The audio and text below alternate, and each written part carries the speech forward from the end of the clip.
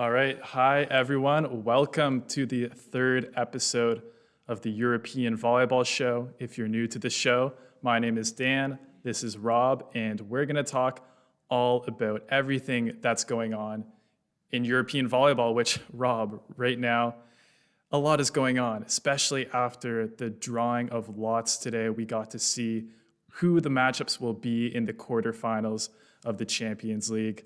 How are you doing today? I'm great. Good morning, Americans. Good afternoon, Europeans. This is a very exciting day, an episode that we have anticipated since last week. We knew that there was going to be a ton of action this week. We knew the drawing of lots, today would produce a lot of conversation points, and none of it disappointed. That is for sure. Yeah, there was, I mean, the drawing of lots for the quarterfinals, I think, is like one of the most exciting draws, just because matchups are so important at this level and in this stage in volleyball. In getting to see top teams from different leagues is such a cool experience when you're a volleyball fan. So I think we can pretty much get right into it because there's a lot to go over today. Yeah, I agree. Before we do that, I want to encourage everybody in the YouTube chat to just hit us up in there with questions. Dan and I are looking at it pretty much the whole show. So chime in anytime with questions, and then we'll have a bit at the end where we will take a pause and go over and answer what you guys want to know about in the chat. So if you haven't gotten sick of our opinions by the end of the show, you can ask for more of them. Yeah. All right, Rob, let's take a look at this here. The men's draw for the quarterfinals. Let's just go matchup by matchup and give our reactions, give our thoughts. First one, the Polish team, Skra Belchatov versus the many-time Champions League champion, Zenith Kazan. What do you think are a couple keys to this matchup? So big matchup here, and like we've talked about on the show the past few weeks, Zenit Kazan is one of those teams this year in particular that's played a lot better in Champions League than they have in their domestic league. Zenit Kazan has been struggling a little bit in Russia lately, but they effortlessly made their way through the fourth round of Champions League, just steamrolling Berlin and Ljubljana. And of course, they didn't have to play a third match either time, which helps. But they look awfully good in Champions League. I think the key to this matchup is which Zenit Kazan shows up. Do we get the Champions League Zenit Kazan, or do we get the kind of sputtering, confused-looking Russian Zenit Kazan? And I think just talent, physicality, experience. If Zenit Kazan plays like they want to win these matches, they will, and they'll beat Skra Belchatov. But Skra, another team that has played a little better in Champions League than they have domestically. A lot of different reasons for that. They're rounding into form. They're becoming healthy. They've got all their pieces. Taylor Sander is back fully. He played the whole second leg of the fourth round a couple weeks ago and looked very, very good. Skra is legit. They're going to be no pushover for Zenit Kazan. I think they will pose more of a problem than Berlin did. But if I had to pick this one right now, I would pick the several-time champs from Russia. Yeah, I think you nailed most of the points here. Can you give me your prediction score set before I go into it here? Sure. So just to be clear about the format, these two teams, each set of teams in the quarterfinals will play a home and away series. So 2 matches, and the normal tiebreak and ranking point tiebreakers will apply to the 2-match series. So if a team wins both matches, they obviously advance. If the teams split the matches by the same ranking point ratio, then they'll play a golden set, which we talked a little bit about last week, and that is super exciting. Let's go with Zenit 3-0 at home and Zenit 3-2 on the road. Those are my predictions. Okay, very detailed predictions there. So I'm going to agree with you on most parts there. I actually had Skra Belchatov a little higher than I thought they've shown throughout the season. I thought once they had Taylor Sander back and healthy, they would be a play style that was really comparable to the other top teams. So the fact, I mean, they haven't done badly, but they didn't manage that well against Zaksa, Kadir, and Kozel. And Zenit Kazan, like you said, it's almost the opposite of last year. Last year they were amazing in Russia, almost undefeated, and this year, lost, I think it was 6 of their last 7, 7 of the last 8, something like that in Russia, and then Champions League, absolutely taking care of business against Ljubljana and Berlin. Didn't see Yastrebski Vagil in that pool, unfortunately, but I still think Zenit Kazan, the way they played, Bartosz Bednorz, especially Irvin Engapet, they're going to be a tough out for Skra Beltatov if they kind of are playing the way they're playing. So I'm going to say, actually, I'm going to do even stronger than you. I'm going to say 3-0, 3-1 for Zenit Kazan. Pretty easy sweep for them. Okay. We'll move on to the second quarterfinal real quick. But Dan, I think that the chat is saying you might have double audio capture on your side. Okay. So I can hear you fine, but I think you might have two sources. I think there's some echo that the guys are complaining about. So okay, can you guys let me know if that issue is still here on this screen? I tried to close a few audio outputs, so let me know if the audio issues are still there. Okay, so the second quarterfinal is the spiciest one. This is the one that so me and Everett from Volleyball Source did a podcast yesterday, right after the last match ended, right after we knew the quarterfinalists, but we didn't know the draw. What we knew is that Lube, who finished second in their pool, was gonna get either Zenit Kazan, Trentino, or Zaksa.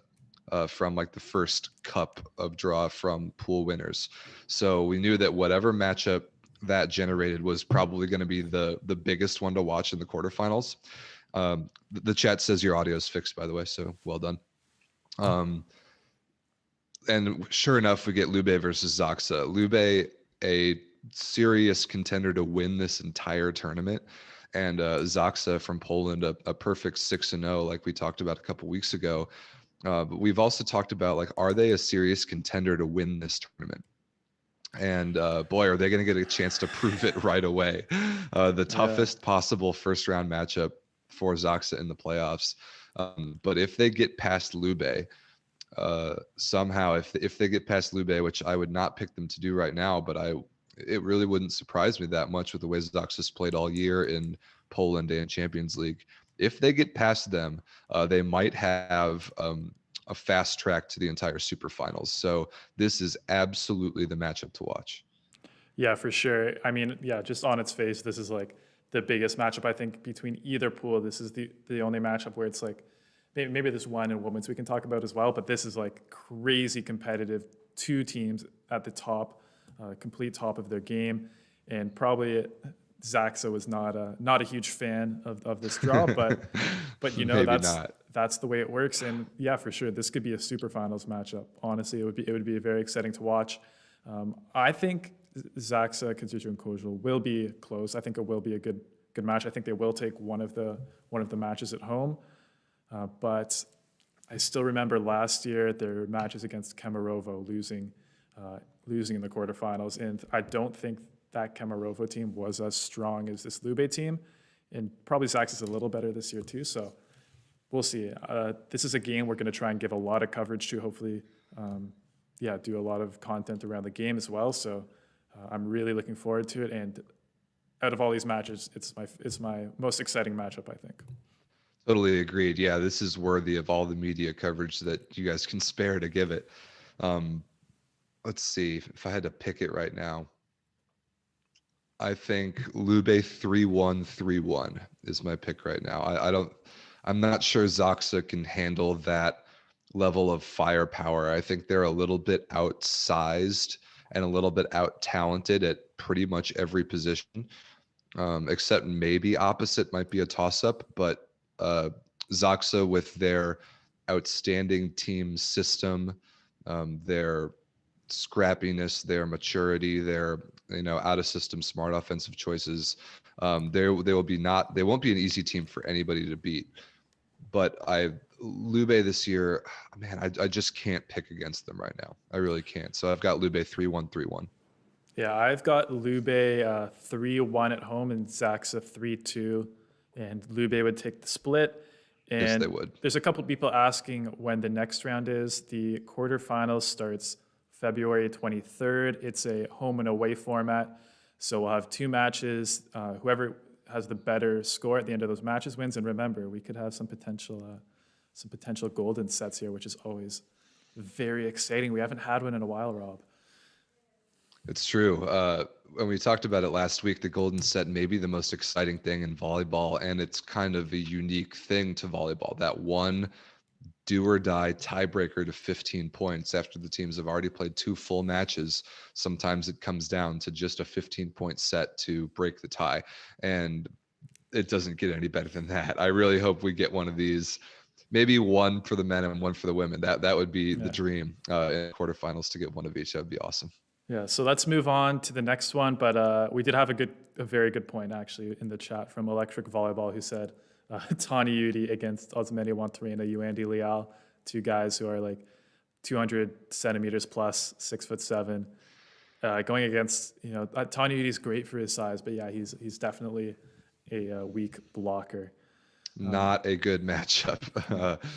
No matter how Zaksa wants to spread that around. I mean, some of the times in the 4th round, we saw Zaksa in out-of-system situations when Tony Udi was front row. He wouldn't even block at all. Yep. He would pull off and play defense. And in normal triple block situations, they'd have just the left side blocker and the middle come all the way over to the right and put up a double block. That is a thing. Well, there's no way they can handle that in system against Lube, and even out of system against guys like Leal and Wantarena. I don't know.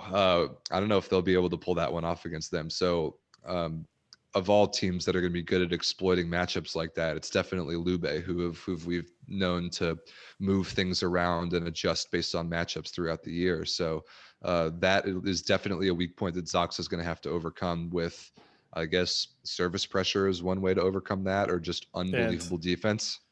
And they're a really, really good out of system team as well. I think you talked last week about Alexander Slivka and some of the stuff he does.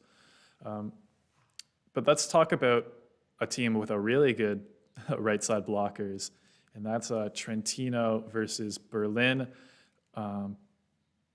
I don't know about Berlin's chances, barely qualifying in the last last second there. Had some fortunate stuff happen in Pool D to get them there, but I mean, very much so.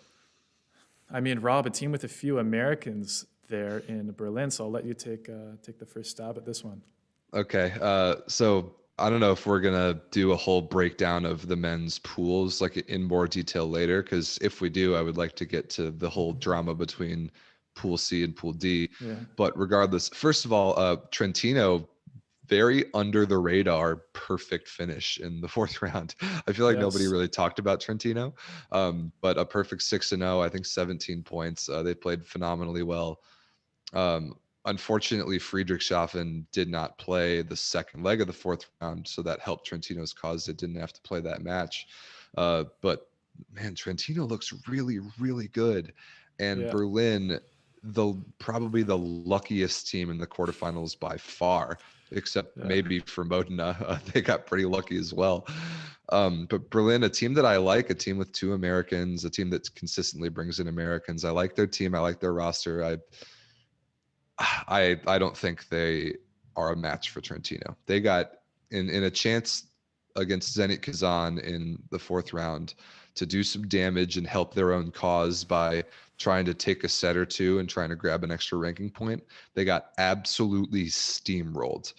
In the 2 matches, they went 0-3 both times, and I think they only made it to 20 points once in 6 sets. It was not even close. So if the Berlin-Trentino matchups are anything like that, Trentino is probably partying about the draw that they got right now.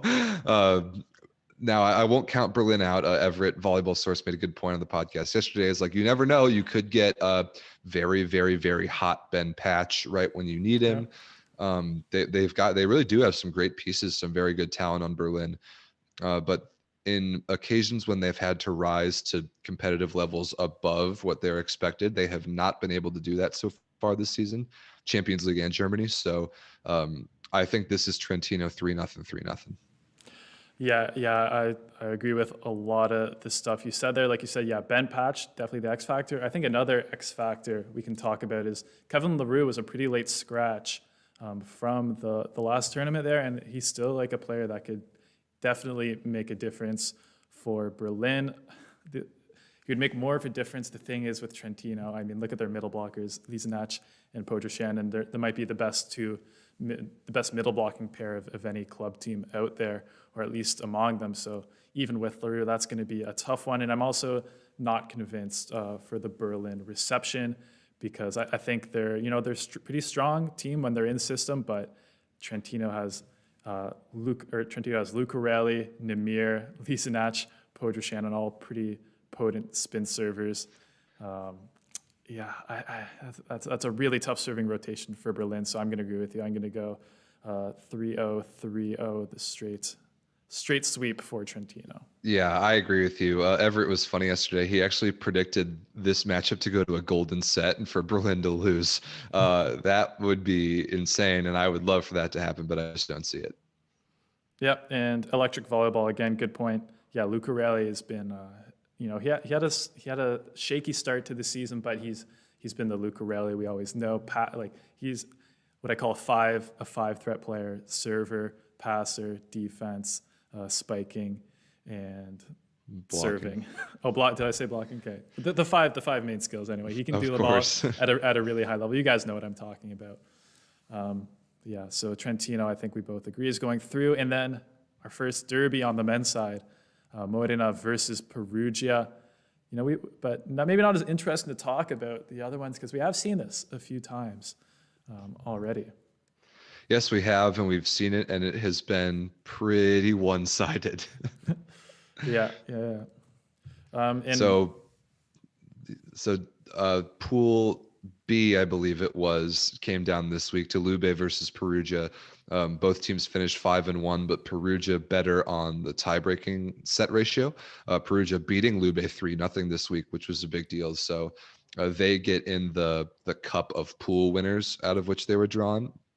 And they get a matchup with their Italian rivals, like Dan said, from Modena, who barely, by the narrowest of possible margins, and we can talk about that in a little bit, advanced to the quarterfinals by, I think, the slimmest margin I have ever seen. I think it would be ridiculous for a team to advance by a slimmer margin than that in the near or distant future. Absolutely crazy. But Modena is here after a late slip up in the fourth round this week. They are here. I think they accomplished their goal of getting to the quarterfinals. I do not see them getting past Perugia. Perugia is probably actually very happy about this matchup. They knew that they couldn't possibly get Lube again in a rematch in this round, but I think they would have had a tougher time with Skra Belkatov. I think they would have rolled over Berlin pretty easily, and I think they're going to roll over Modena pretty easily. So winning the pool for Perugia this week ended up being a very big deal for them. So, man, I'll go Perugia 3-0 at home, 3-1 on the road. Yeah, I mean, it's a tough matchup to pick Modena. I think a lot of the chat is pretty much in agreement. I think somebody even says they feel bad for Modena. I don't feel bad for Modena. They got here and they probably shouldn't have. So I don't feel bad for them at all in that sense. Yeah, they got very lucky last night. But I mean, they're still a good team. They still have Micah Christensen, Jania Grebenikov, and I think. But the thing is, against Perugia, here's the issue with Perugia: if you don't block them, they're going to score. Guys like Wilfredo Leon, Ole Planitsky are hitting the ball at like 120 kilometers an hour every time. They're a very tough team to play floor defense against.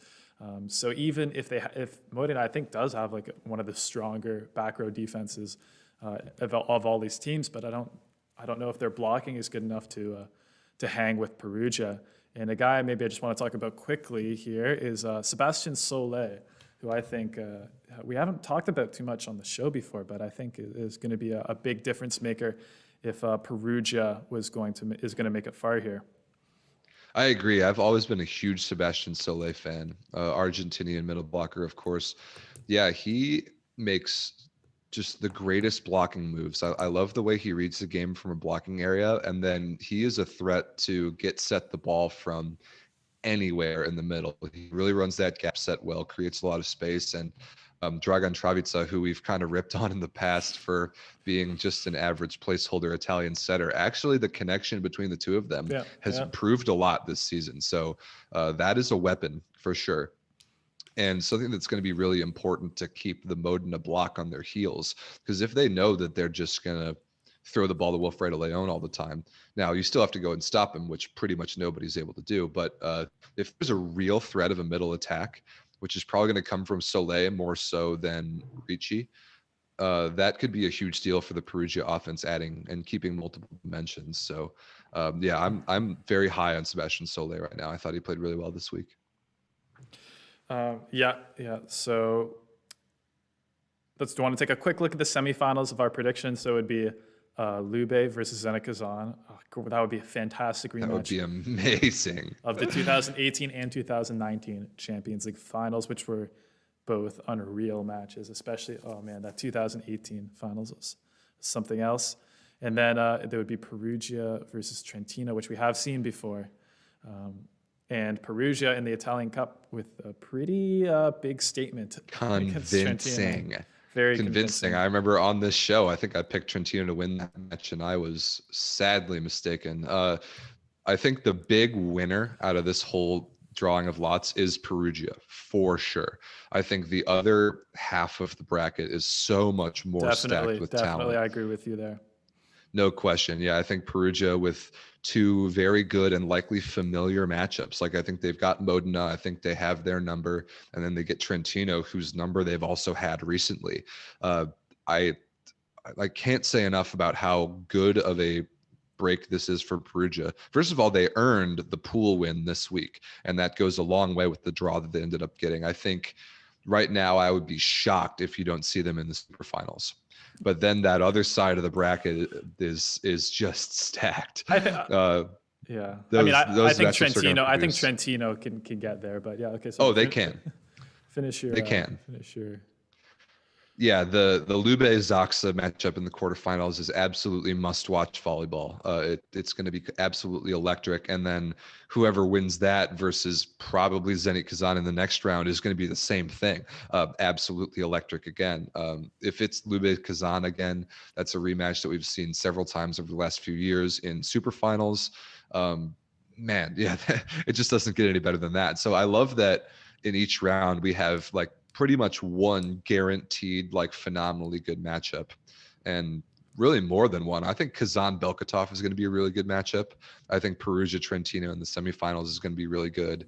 I think both semifinals are going to be phenomenal. And then May 1st, superfinals, the date I have circled on the calendar far in advance. You guys should all make sure to have May 1st. I want to make the superfinals like the Super Bowl. Like, I want everyone to circle it on the calendar, take the next day off, work, do whatever. just cancel your plans, make it a big volleyball day. And just a couple of things in chat here. One interesting one I saw, Blair Lambert, hi Blair, hey Blair. says that Grebennikov is not passing very well this year and is kind of putting Micah Christensen out of position. And actually, if you look at the stats, both from Italy and in the Champions League, Grebennikov is actually not really at the top. Still incredible floor defender, and secondary setter, but his reception, I agree, has not been to his usual level. Yeah, the statistics agree with that take. We were talking about that a little bit yesterday. Yeah, you're right. You look at the numbers, and Zhenya not at the top of the statistical receiving categories where we expect him to be. However, there was a moment, I can't remember which match it was, either yesterday, Modena against Nacro Soler or against Varsava the day before, where Zhenya Grebennikov literally won them a set by digging two unbelievable cross-court in-system balls in a row. So, and then they transitioned him into points. So he's still a very much difference maker. But if Modena has a chance against Perugia, they're going to have to be seriously in system all the time. We've talked about their Modena's pin weapons being just not quite at the caliber of the rest of these quarterfinal teams on average. And against a team like Perugia, they're going to have to be in system just every time inside out to have a chance here. So maybe that's an action item for Grebennikov to really nail down his service save this week. And before we move on to the women here, the semifinals are home and away, so it's 2 matches still, and then the superfinals 1 match. So yeah, it's still going to be a lengthy series in the semifinals. in terms of that. All right, that's any last words on men's before we go to our women's draw? So are we going to break down just the whole pool finishes for the men, or are we going to do that later? No, let's do that. Let's do that now. Okay, let's do that now. So I wanted to talk about how ridiculously close pools C and D finished up. So pool A, Zaksa, we already knew. Skra, we probably knew we're going to make it out with 4-2, 13 points. We already talked about Perugia and Lube, both 5-1. Pool E, we already talked about Trentino, effortlessly getting out of that pool. So, and Zenith Kazan in Pool C effortlessly won this pool. So what it came down to the last couple of days was three teams fighting for 2 spots. That was Berlin out of Pool C, who we already kind of talked about. All they had to do to get to this point was beat Ljubljana twice in like 3-point winning fashion, and they did that.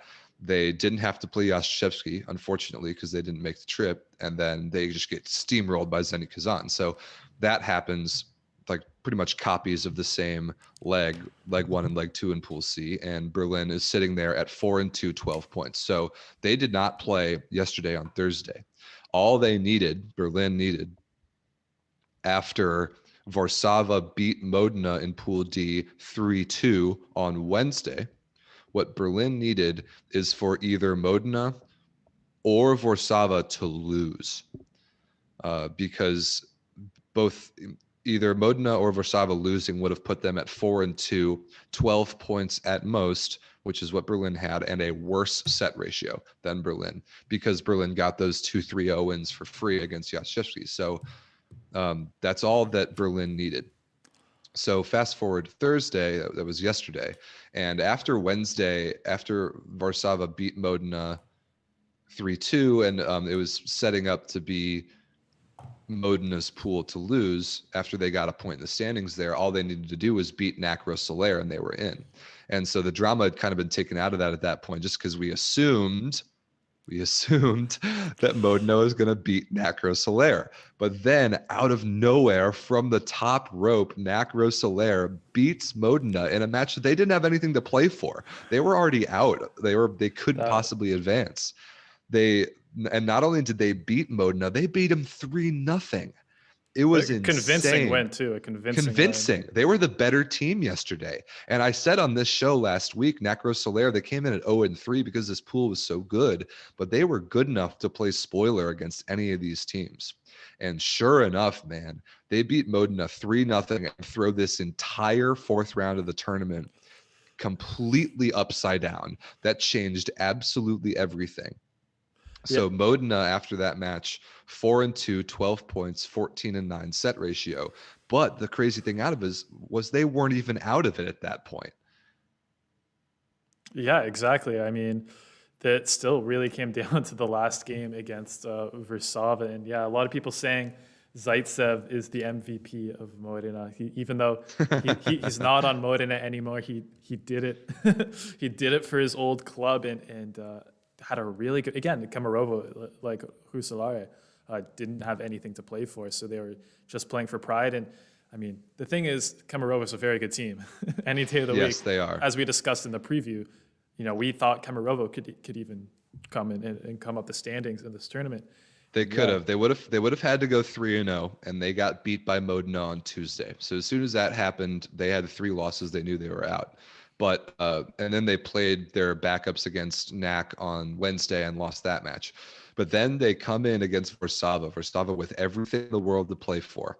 All they had to do was either win the match, and they were in, or they could lose the match in 5 and still make it in. And this is where this crazy margin came down to, like I was saying. So the match goes to 5. And notably, at the very, very end of set number 4, which Warszawa won, Bartosz Kolek rolled his ankle. He was trying to make a block move. He hadn't even jumped yet, but he just stepped on his middle blocker's foot and rolled his ankle. He ended up coming back in set 5, but who knows that vacuum suction of the momentum away from winning the set, because he kind of had to be carried off the floor. Who knows how much that had to do with what happened in set number 5. And man, what happened in set number 5 was a like blindingly fast 6-0 lead by Kuzbas Kemerovo in a match that Warszawa had to win.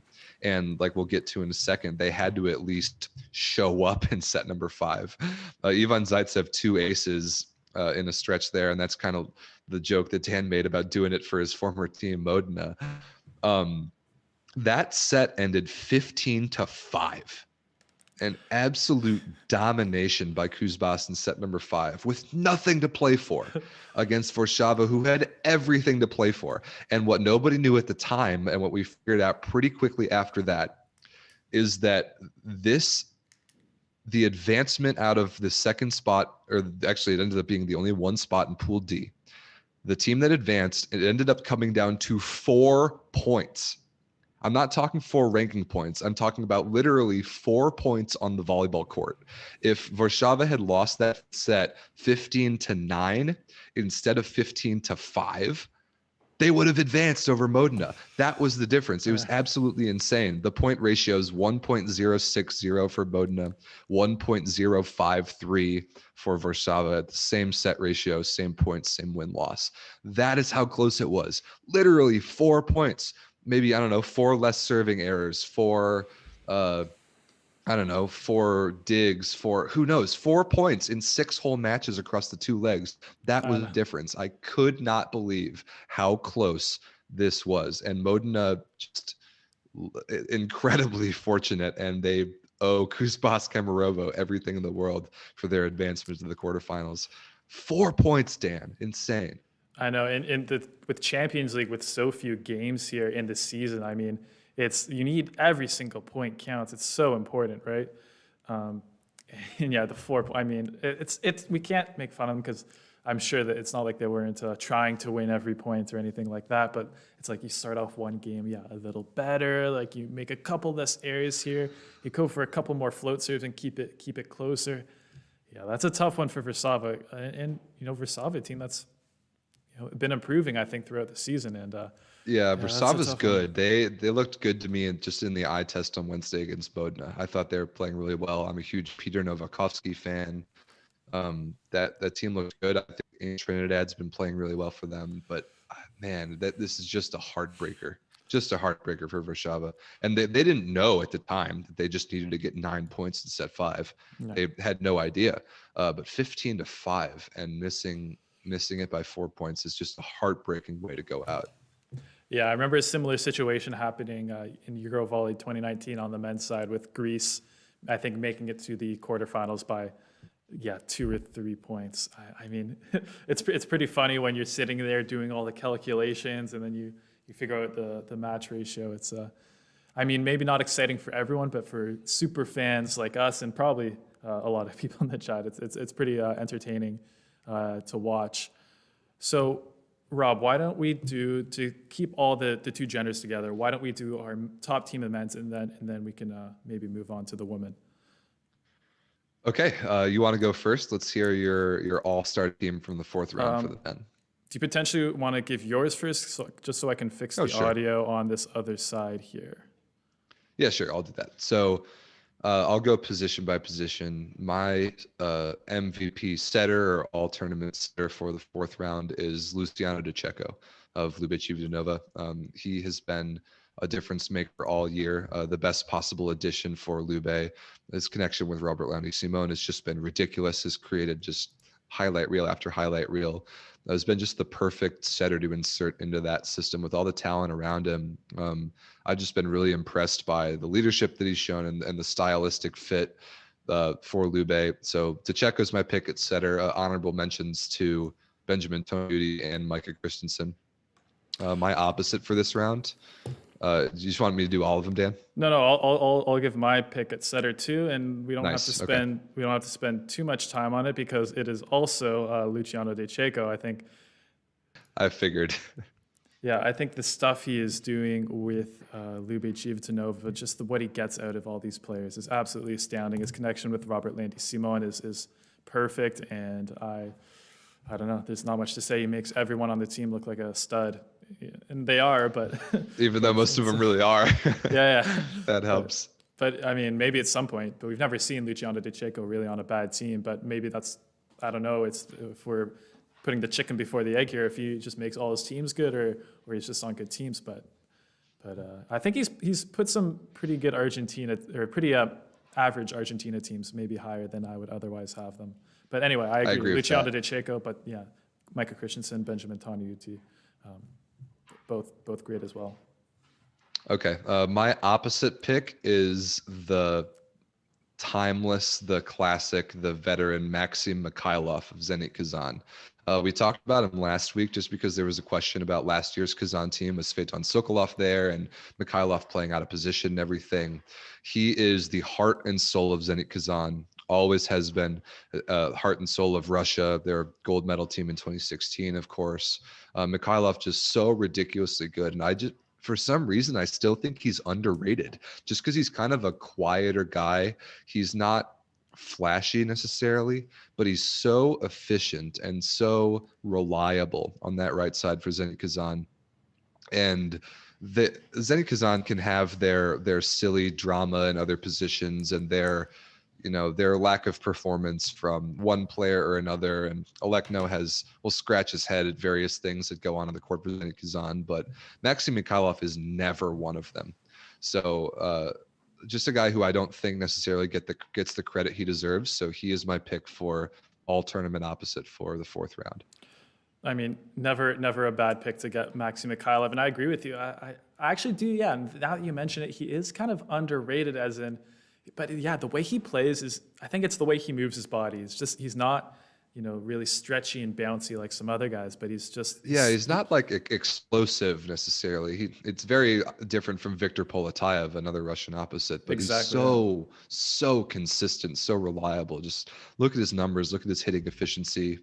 And he's a guy that you just want to give the ball to in big moments. So I'm a huge Mikhailov fan. He's not my pick. It's actually Namir Abdelaziz, who I think has just been absolutely crushing it in the world of volleyball this season. And this is kind of cheating because he did play setter as well in this tournament. So yes, he did. So I guess that's tough to say, but I mean, he's just been so incredible as a scorer this year and a server. I think it's crazy. I think we might have like the two best servers we've ever had in volleyball, like in their primes at the same time in Wilfredo Leon and Namir Abdelaziz, and it's crazy to watch.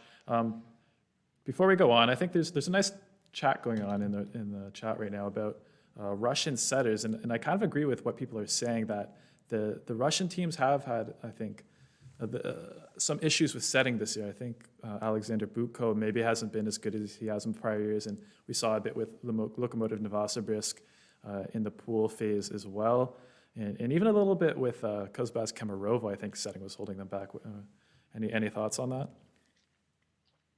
I do have a couple thoughts on that. So first of all, the veteran legend Sergei Grantkin not playing in Russia right now, playing for Berlin Recycling Volleys.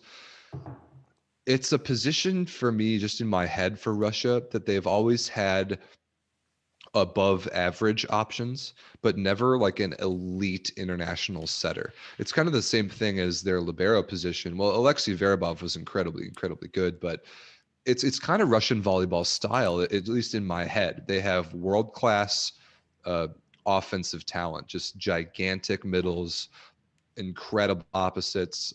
Igor Kliuka and Dmitry Volkov right now on the outside are as good an outside pair as there is in the world of volleyball, at least on the national team level. But I don't know. And I actually do like Alexander Butko a lot, although I agree that he might be some of the reason for Kazan's issues this year. It's just a position that Russia has never bred at a truly elite level. And that just is kind of a stylistic thing for them. I don't think they necessarily need an elite setter to compete at the top levels of international volleyball. I think sometimes their weapons are just good enough. I don't know, if picking their two setters on the Olympic roster right now would be very difficult, and I really wouldn't know where to go with that. Yeah, and Blue Bob in the chat makes a good point that Pavel Pankov on Dynamo Moscow, who is the team that was eliminated by Trentino in the second round, is actually having a very good season in Russia. Absolutely. So yeah, but I agree with you. I mean, do you go with a veteran experience in a Butko or a Grankin, or do you go with a solid guy in Igor Kobzar? Do you go with playing really well but very young and inexperienced Pavel Pankov, Konstantin Ibev? It's going to be a tough one. But let's move on to the next position. Do you have a pick, or do you want? Let's maybe go libero. Sure, let's do libero. My pick for libero is Pavel Zatorsky of Skra Belkotov. Or no, not Skra Belkotov, excuse me, of Zaksa Kazan Kozle. My bad. I'm just thinking in my head about the matches that Zaksa played against Skra, and there were a couple moments in very close sets when Pavel Zatorsky made plays that totally changed the match. He is very much in the conversation for best libero in the world. I think most people would agree that that's Zhenya Grabenikov's title to lose. But if it's possible to be underrated at a level of talent and achievement that Pavel Zatorsky has achieved, I think he is kind of in that category. Another absolutely slam dunk perfect culture fit for Zaksa, like pretty much their entire roster. I think he had a phenomenal performance in Pool A, which finished up a couple weeks ago. And it's rare to consider liberos true difference makers. There are really only a handful of them in the world, but Zatorsky is definitely one of them. So he's my pick. Yeah, that was actually my pick as well. I mean, I think this series. Great minds think alike, Dan.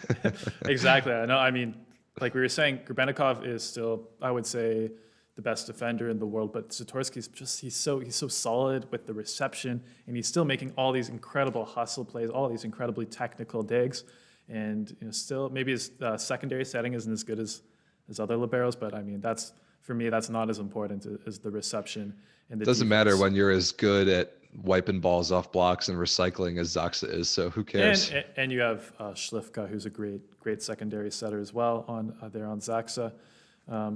So let's talk about maybe middle blocker. How about that? All right, so we're definitely going to agree on Robert Landy Simone. Can I assume that? I don't know. I actually didn't have him. Wow. Okay, that's great. I think he might be having the best season of his life right now. Maybe a little bit more impactful in Italy than he's been in Champions League so far. Maybe just because they may not have needed him, to be honest. But I am consistently blown away by the things that Robert Landy Simone is doing this year. Like we already talked about, pairing him with Tcheko is just ridiculous. I think it's not fair. I think it should be against the rules, at least for other teams, except it's just a joy to me as a viewer. He's a rare middle blocker that's completely lethal from the service line and can take a game over there. So Robert Landy Simone is going to have his fingerprints all over the playoffs of Champions League. And then my second middle blocker is the legendary, a guy that we both love, Dragan Stankovic from Modena. A lot of middles that had really good performances in this round, but the Champions League legend. Stankovic. That's right. So a guy that just has, I played middle back in the day for a long time. I understand that sometimes middles are limited in the amount of influence that they're able to have over a match, just because like blocking, there's only so much you can do, and offensively you can't be involved unless the passing is there. So and you're out for half the rotations. So sometimes it's difficult for middles to have an influence, but I'm not sure if there's a middle that's more impactful and important to his team as Stankovic is to Modena. Phenomenal offensive connection with Christensen. He's up just all the time and available in transition, and one of the very smartest and best fundamental blockers really of all time. I absolutely love Dragan Stankovic's game, and just for how important he is to his team, and maybe a little bit of luck there as well with this team getting through to the next round. He and Simone are my all tournament middles for the fourth round. Okay, so they're great picks. Like I definitely could have picked them as well, but I would say for Simone and someone in the chat, Sinerek, has made my point for me, and he said, Simone, his second leg wasn't that great in the Champions League. I mean, I think it's more of a fact that they didn't need him to play a really big role, but I don't think his Champions League impact has been as good as his Italian league impact, where I agree with everything you said. He's been a phenomenal server, attacker, blocker, but I would say in Champions League, more of a fact that they don't need him to play that role, and we'll probably see it a bit more, but I do feel like he wasn't quite as impactful in the Champions League. And Stankovic, I don't know. I love his attacking blocking, but I feel like his serving wasn't quite as good as the guys I'm going to mention, who are Mateusz Bieniek and Sreko Lizanac. both Biniak currently on Skrel Belkatov and Liznach, a former Skrel Belkatov player. Liznach had a couple like big scoring performances this round, including 14 points in one of the matches in the last pool. I just love a middle that can take control of a game and be an offensive threat. And we know that Liznach is always going to bring it on the block, always going to bring it on serving as well. And Biniak, again, we've seen him have like a couple huge serving runs through. And I think serving is just such an important skill for middle blockers because the gap between really good middle servers and the poor guys who are just putting over float serves, I think is pretty good. And Biniak is a very, very nasty server. Yeah, I think a big reason why Skrel Belkatov is where they are is because of one particular Mateusz Biniak service run. And we talked about it a couple of weeks ago, but in set 4 against Zaksa in the second leg, there was a moment when Biniak served 3 aces in a row, followed immediately by an overpass in set 4, and that pushed it to set 5, which gave Skrel that crucial ranking point that ended up getting them through. So you could, if you wanted to, credit Biniak for Skrel still being in this tournament. Great performance so far, and I'm a huge Liznach fan. Not a bad pick at all. There's a lot of good middles in Europe right now. It's very fun to watch for someone who really appreciates that position. And someone said Lucas, but unfortunately not playing in Europe this year. Correct. We've seen him before, but not this year. Yeah, and I just want to go on a small different tangent here, because back to the Russian setters just for 1 second, because people are mentioning Dmitry Kovalev in the chat, and probably. Oh, you're a huge Kovalev fan, Dan. I know this. I thought I was the only fan of Dmitry Kovalev left, but playing behind Antoine Brizard there in Dynamo Moscow, I love the way he plays, but I think he is a bit of a super athletic opposite, kind of playing out of position as setter, but I still love the player. And so why don't we go on to our last pick, outside hitter here. Rob, take it away. Tell me your outside hitters. All right. Wilfredo Leon, end of sentence. I'm just going to move on to my second one because we honestly don't need to even talk about Wilfredo any more than he is. He's the reason why Perugia is so good and why they're at where they're at. My second pick is Taylor Sander. Taylor Sander of Skrel Belkatov. Even though we missed 2 matches in the first leg. Don't come at me with any American bias here. He is the difference maker for Skrel Belkatov. Without him, there is no way Skrel advances, in my opinion. He is the offensive piece that Skrel has been missing. Just so explosive, so fluid, so smart, incredible on the bic, maybe the best in the world. The difference maker from the service line, got that disgusting roll shot right over the block that he pulls out once or twice a match. By the way, a lot of people are copying that move now. I've seen, but he's one of the best at doing it.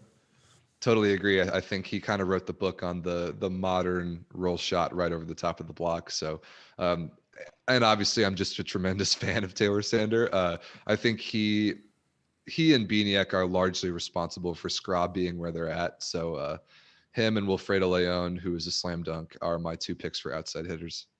Yeah, so I'm going to agree with you on Wilfredo Leon. Having a fantastic Champions League, just one of the best server we've ever seen. We just expect it. We expect it out of him, man. He's the LeBron James of volleyball. We just expect these unbelievable performances out of him day in and day out, and he never fails to deliver. Taylor Sanders, a great pick, but I do agree that he didn't play just because he missed those 2 games. I think if he played those games, they would have probably done even better. But I'm going to pick Osmani Wantarena.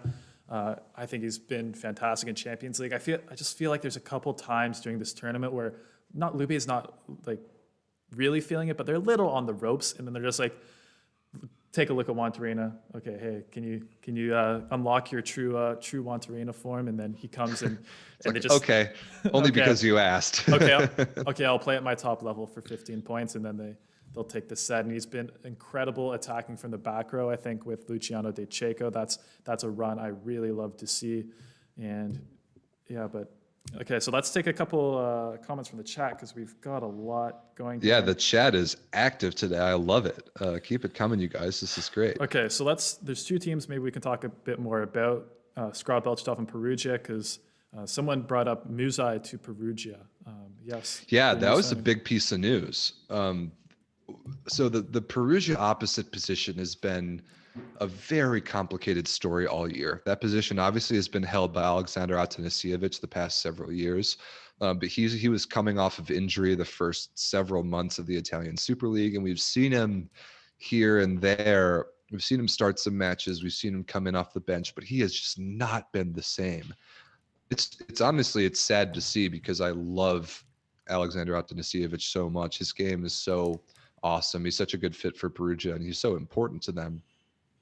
But when he's not, he's so obviously less than 100%. And so they had Shawan Vernon Evans, who has not played very much to the chagrin of Dan and the Canadians. They have Thijs Horst, who's I think naturally an outside. At least he is on the Dutch national team, and he's played a lot of opposite for Perugia this year. And he's good, but I think has a lower ceiling than really what they're looking for. So they make the move and they bring in Maciej Mujaj, the big left-handed Polish opposite, who some maybe some people even on this show have referred to as the left-handed Ben Patch.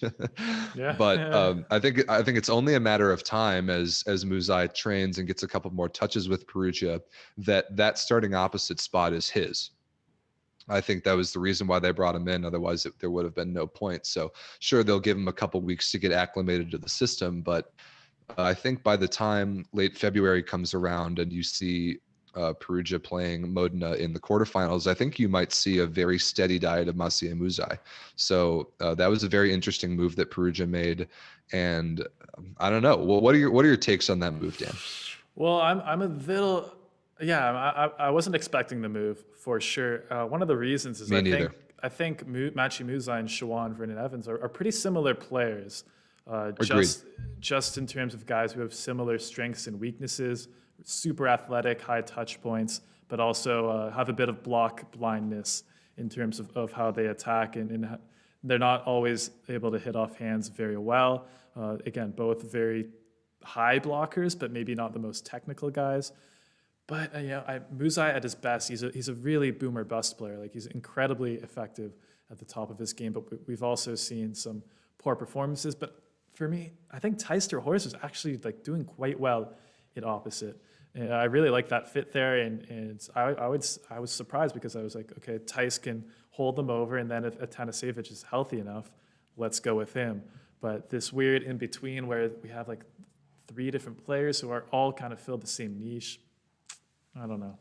It's a very unique construction of a roster. There are 3 or 3.5 opposites on the roster right now, and really the one who's been playing the best isn't really even an opposite fully. So Vital Heinen will figure it out. What is a luxury for him is obviously he still has Wilfredo Leon. So if Mujaj is playing poorly, if he needs a couple points off to just not touch the ball, then Wilfredo will get him whatever they need, and then Mujaj can go to the bench, or he can stay in, or Terhorst can come in, or whatever. A lot of options. It'll be very interesting to see how Heinen manages that in games. But I don't think they make that Mujaj move unless they're expecting to start him in like the Italian League playoffs and Champions League here coming up in a couple of weeks. So I think that's what we're going to see.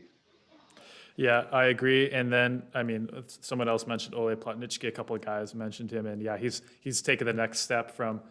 He's gone in the last 3 years. I feel like he's gone from prospect to starter to like star last year, and now he's on the edge of like superstardom, being one of the top guys in volleyball, and I think he's going to get there very soon. Because we've talked about it on the show, so I don't want to spend too long on it. But he's added a lot to his game, and for a guy who's already that athletic, has the natural tools. Now that he's starting to add the skill stuff, it's fantastic to see. And then the other thing I wanted to go over quickly here before we go on to the women, because we spent a lot of time talking about the men here, but Skra Belchatov, Taylor Sander, Ibadapur. There were a couple people talking about this. Who's the more important player to their team right now? Well, Ibadapur's been there for longer. I think he does everything really, really well. But in terms of just like a level of production that Skra relies upon to win matches, it's Taylor Sander. He gets more sets. He's expected to score more points. he's more of a go-to guy in more situations. So I think Taylor Sanders my pick, although I'm a huge fan of Abadapour's game, and he's a rare case that we've seen in the past several years of Iranian players going to Europe and to Italy and Poland and to wherever and really excelling on those levels. A lot of people would argue that the Iranian national team's success is just a product of their system and that some of their players won't fit in other situations. But Abadapour really has. He's really made a name for himself in Poland. And now that he doesn't count against the foreign player limit in Poland has been a big deal for him. So it's given Skra some freedom to go out and get a Taylor Sander, for example. So I don't know if that's the kind of importance that you're talking about that he's provided, but just in on-court production, I think Sander is relied upon for probably 5 more points a match on average, and I'll give him that edge for that reason. Yeah, I would agree with you. I think Abadapour is, again, I think he's a really good player and one of the top outsides, not just in the Polish league, but in any league. But I think he does perform a little better, fit the role of kind of the secondary outside hitter a little better.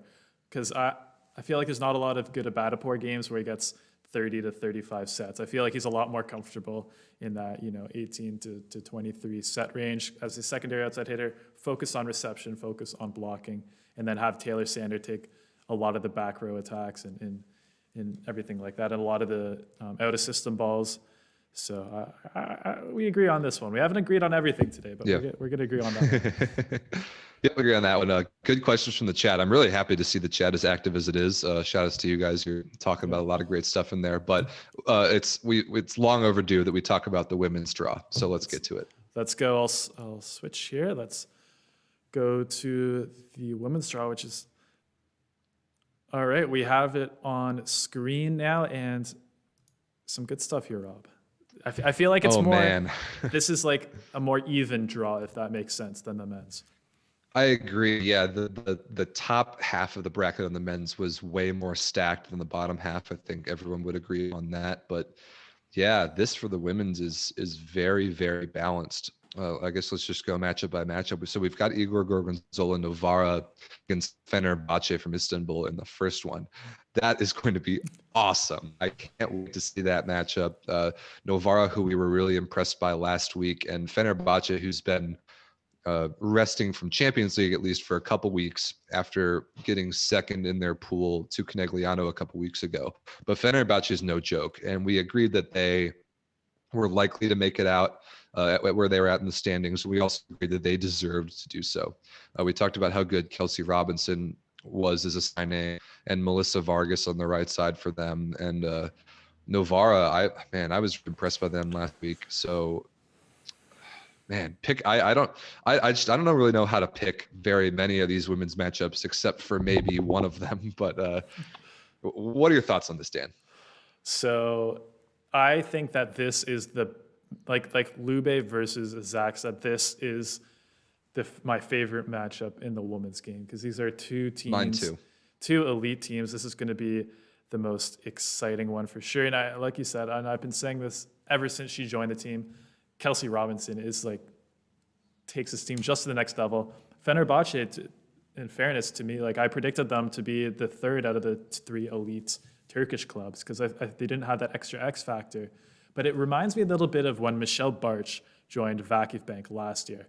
Kind of this outside hitter, it's funny, the similarities. The American outside hitter joins them midway through the season and just takes them to the next level. And I love Kelsey Robinson as a player. Obviously, she has experience in Fenerbahce, so she was able to acclimatize to the club quickly. But yeah, Novara is another team that's really had a great season as well. Britt Herbets, we've talked about her a lot. I mean, she's one of the best outside hitters. So good. Yeah, she's fantastic. I just love her game, and I love Micah Hancock. I love Haley Washington. Man, yeah, that team is no joke. I agree with you, Dan. This is going to be my favorite one to watch. Yes. Will either of these teams? I certainly don't think either of them are favorites to win this tournament. I think there are two teams that we'll get to in a second that we've talked about all year long. But in just a competitive quarterfinal matchup, this might be the best one. And again, must watch TV. I really can't wait to see those two go at it. Yeah, not the favorites as well, but both these teams are very strong. Do you have a prediction for us, Rob? I'm gonna predict golden set. This is gonna be my Yes. first golden set Yes. prediction. I really hope that comes true. I think both teams win at home. I think maybe they each win 3-0 or 3-1 at home, and we get a golden set. And that is going to be awesome. I really hope it happens. I really just hope we get one golden set somewhere. But I'm going to give Novara the golden set, just barely. I think Novara reaches the semifinals on a golden set. We will see. Yeah, no, I think Novara is the team I like a little bit more.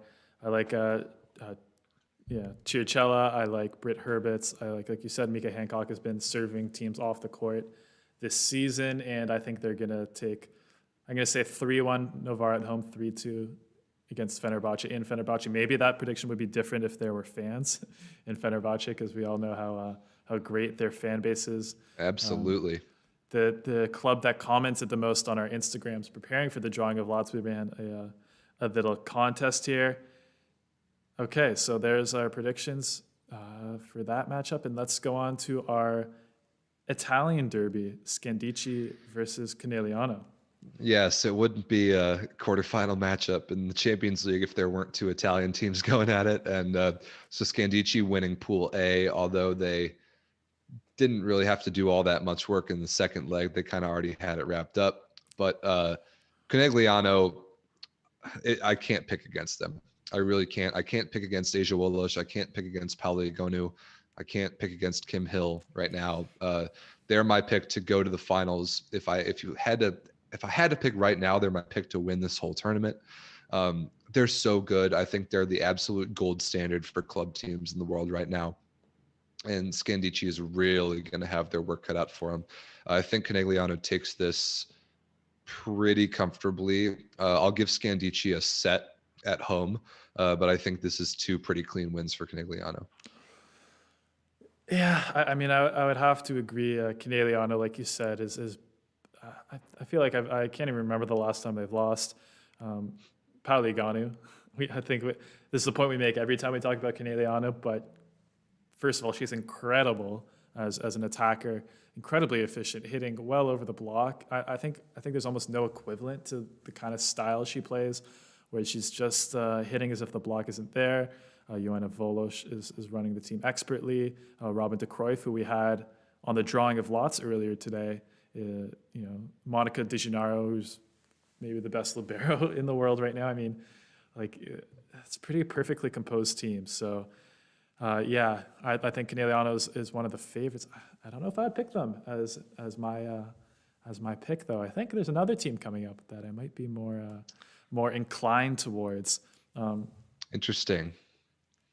Yeah, I think this is probably the easiest quarterfinal to pick, Conegliano over Scandicci. We'll see, but I am definitely going to ride with Conegliano on my pick to win this tournament. But let's move on to what I believe is probably Dan's pick to win this tournament, and that is Vakif Bank Istanbul, playing the one Polish club that made it to this point. That's Police. Police with a very good performance in pools. They ended up losing to Novara, but they made it out pretty comfortably because of a couple 5-set wins. But Vakif Bank, man, another team that really hasn't been touched yet, at least in this tournament. And Isabel Haak, we talked about last week.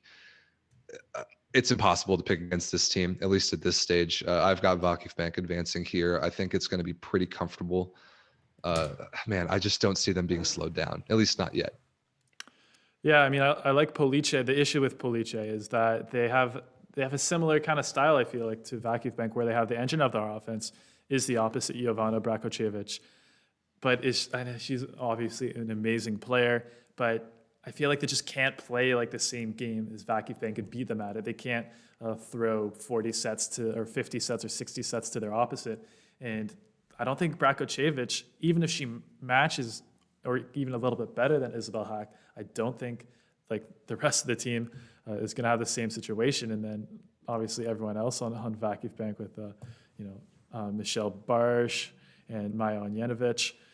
I don't know. But one player I do want to point out on Police, who I've really liked and had a really good second round, I believe was our top performer of the second round is Agnieszka Kakalewska, Polish national team blocker who does have the size. I mean, is bigger than anyone on Vakif Bank. So that could maybe be a wrinkle in it. But as I mentioned earlier, Vakif Bank is the number one team in this tournament to me. I do think they're going to win it. And I'm kind of glad the way this draw worked out, because we won't see Vakif Bank versus Caneliano till the superfinals. And I promise we didn't do anything, guys. Like this is totally random. natural. It was randomly drawn. But yeah, that I agree that I think that's the matchup that everybody wants to see. And I think it is only right that it be played in the superfinals. So I agree with you. I think Vakif Bank Conegliano will be the superfinals eventually. But there's a lot of talent standing in their way, man. This women's quarterfinal, I think, top to bottom, might be a little bit better than the men's top to bottom. I would agree with that. I think I can say like the strongest 8 teams for women relative are stronger than the men's. I would for sure agree with that, because the men's teams, do I think Modena and Berlin are in the top 10 strongest club volleyball teams in Europe right now? Probably not. Probably not, but I don't think, maybe Busto Arsizio here would be the only team that I would say is not in that kind of top 10 elite level.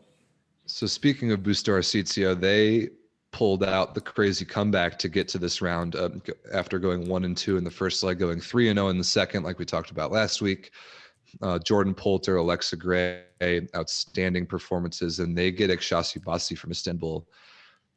Man, that matchup's going to be really good too. Some Americans on Ekshasi Basi, Jordan Thompson, Jaco Bogu, Tiana Boskovic, of course. Man, that's a really good matchup too. I like Ekshasi Basi. I think Busto, I think, kind of pulled some magic out in that second round of pool, or the second leg of the fourth round, at least something that we hadn't seen from them yet this year. And it's going to take that again to get past Ekshasi Basi. The Turkish team is my pick here. Let's say 3-1, 3-1. Yes, I think I agree with most of it. Just before I go over, I would just want to shout out Carla Santini in the chat is giving us the chat some very good knowledge about kind of the past matchups, about Vakif Bank, how they performed really well against Police recently. Or no, sorry, if Police has been putting up a good fight against Vakif Bank, and also that Caneliano has been playing very well against Candici in domestic competition. So yeah, keep giving us knowledge in there. But yeah, I agree. At Chetsabatsi, I feel like they answered the big questions we had at the start of the season, which for me was, can Jordan Thompson be that next level outside hitter? Because there's, she's not really even an outside hitter. Exactly. I mean, how I feel like you don't see that transition be this successful very often, because there's one of the leading scorers, if not, I'm not sure, but like one of the best scorers ever in the NCAA. Kind of coming out as a pure scorer, gonna get your 40, 50 sets a game. Serving really well, and then coming into her first year in professional, playing for Fenerbahce, being kind of groomed as an opposite, and now coming at Chabatzi, and she must have been really impressive in practice. And I think Maxim Mikhailov can take some lessons here, but she has been killing it as an outside hitter this year. Agreed. Yeah, that was a risk for Shashibasi for sure. We did not know how well Jordan Thompson was going to hold up in the passing serve receive area of the game. Just a lot of people, right-handed hitters, if you're used to hitting on that right pin a lot, the geometry just doesn't really make sense for you to hit on the left some of the time. She's answered both those questions and checked both of those boxes. Has not been a liability for Shashibasi this year. I don't think Busto is going to be able to expose her in any of those areas.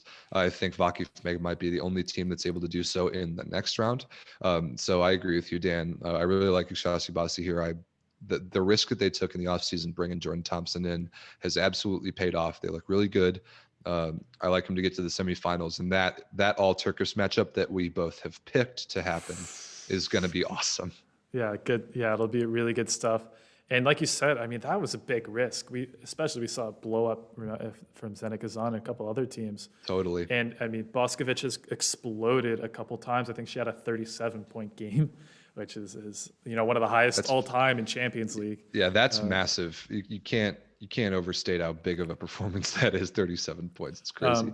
But someone, Carla again, in the chat brought up the point, Canadian outside hitter Alexa Gray, our top performer of the pool last week or 2 weeks ago, has had a very good week as well. And I feel bad for Busto Arzizio because they keep developing and signing good players. We saw last year with Britt Herbutz, and then they just go away. So maybe we'll see. Maybe we'll see Alexa Gray. I mean, I don't want to say. I hope Busto Arzizio can keep her, but could see her maybe in a Scandici or Novara or something.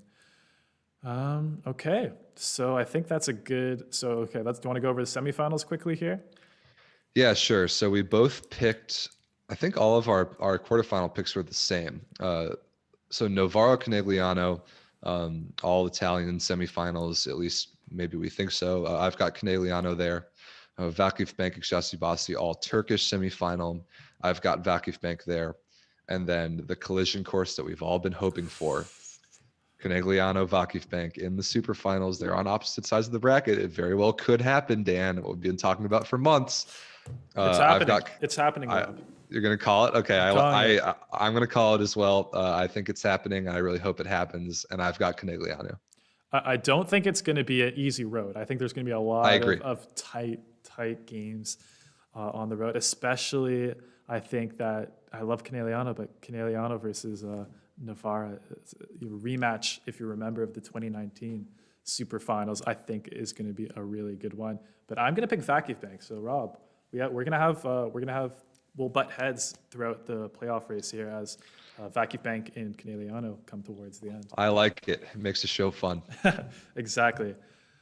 Okay, so I think that's it for the women's draw. So why don't we throw it to the chat for a bit here and end off as we do on the European Volleyball Show. It's been a bit of a longer one, but let's open the floor up for some Q&A. So Rob, I don't know if there are any topics from earlier that you want to go over, if you saw anything in the chat that we didn't get to yet, or just have the topic that you want to go over. So here? one question from Georgie again, who's consistently bringing the heat every week. It says, do you agree that Kamil Rychlicki is the weakest link on Lube? And how do you rate the chances of Zaksa winning the Champions League? Two different questions. I like those two questions. Is Rychlicki the weakest link for Lube? Yes, maybe, but that is all relative because the rest of Lube's team is so ridiculously good. So I don't think Rychlicki is a liability or anything, but he's not like the world-class player of Juantorena, Leal, DeCecco, or Simone. So I think the answer is yes, but with absolutely no offense. And then the other question is, what do you think Zaksa's chances are of winning Champions League? Well, unfortunately, whatever they were, they went down quite a bit with the draw that they got. They got Lube in the first round, who very easily could win the entire tournament. So, man, Zaksa has the hardest road. They have the hardest road to the finals, I think, by far.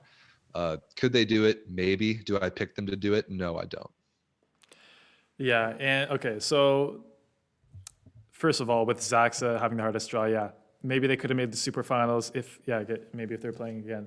I could see them beating Trentino, Perugia back to back. Maybe that's not likely, but beating Lube and then Zenith Kazan back to back, if that's the way the games go, that's going to be a really tough. I do think there's still a small chance because I think this is. Oh, sure. Zaksa is so good, man. I really can't say enough about how good Zaksa is, but just stylistically, physically, just talent top to bottom. I just don't know. And yeah, Lube, likely Zenith Kazan, and then likely Perugia. That is such a gauntlet. I don't care who you are. That's an incredibly difficult road to the finals. And as for Rychlicki, I don't know if I can say he's the weakest link, because I think there's nothing he really takes away from Lube, right? Like he's a really strong blocker. He's quite a good attacker this year. He's really improved his attacking, I think, going up 8% hitting efficiency this year. So he's definitely making big strides in that department. He's a very physical player. Maybe the serving isn't at the top level yet, but I think he's like one of the better opposites in the world. There's not too many guys I think I would put above Rajcicki. So I'm going to say no, he's not the weakest link. I would still maybe put one of the Italians as the weakest link on Lube, maybe Simone Anzani or Balasso at the libero there. I like Anzani. I don't think it's him. I think Balasso, you can make that argument, but yeah, Rajcicki, I don't think so. I don't think if you put him on a bad team, he would not be able to make that bad team good. I think just because he's on Lube, and he doesn't have to score 25 points a match every time, is the reason why. I shouldn't say he hasn't been exposed, because he hasn't been exposed, and I think he's too good to be exposed. But is he the weakest link on the team? Maybe. I would say yes, but it's all relative again. For sure. And yeah, there's a couple of comments in the chat here. It seems to be consensus, that Imoko Vakiv Bank will win. And it'd be interesting to hear from you guys if you want to post in the chat or comment on the video after if you're watching this not live. Vakiv Bank versus Imoko, who would win in that head-to-head? And yeah, another one, Zaksa Blair's correctly pointing out that Zaksa has lost to Resovia. Not sure if they were giving it their all necessarily in that game, but that's true. And unless you guys have any more questions here, I think we've gone on a pretty long show once again here, Rob. It's funny when we started planning for the show, we're like, oh yeah, half an hour, 40 minutes, no problem. And then here we are almost an hour and 20 minutes later. It's awesome. I wouldn't have it any other way. The chat's been really engaging today, which I really appreciate. You guys are getting into it. The viewership is awesome. So thanks for tuning in for some awesome volleyball. And by the way, if I can plug this really, really quickly, if you're not sick of volleyball this week, if you haven't watched enough, there's actually more. If you're interested in the idea of a professional volleyball league in the US, I work for and I'm the play-by-play commentator for a league called the Volleyball League of America. And we're playing tonight American time and then all day tomorrow American time. So some of those matches on Saturday are very European time zone friendly. So check us out. All the matches are free on YouTube. So check out the website or YouTube if you're interested in that. Yes. Good level of play. No European players, no European anything, which is, come on, Rob. But it's still very, very exciting match. Definitely recommend you guys go check it out. Hey, we've talked about this being an international show, the center of volleyball with fan bases from everywhere. It's okay. And a lot of VLA guys that are playing in Europe right now, and a couple of them actually even in Champions League still. So those guys will come back and play for us in the summer, which is really cool. So yeah, for sure. And we appreciate everyone watching, being active in the chat. I feel like we've had more people join every week. So everyone keep on telling your friends, anybody who you think either likes professional volleyball or is a volleyball player that maybe you think would be interested in a talk like this, definitely get them here. It's Fridays. You guys know where to find a CV European Volleyball every Friday, 5 p.m. CET. We're going to be right here talking to you guys, talking volleyball. And I think that'll do it for episode 3 of the European Volleyball Show. So thanks, guys. We'll see you next week.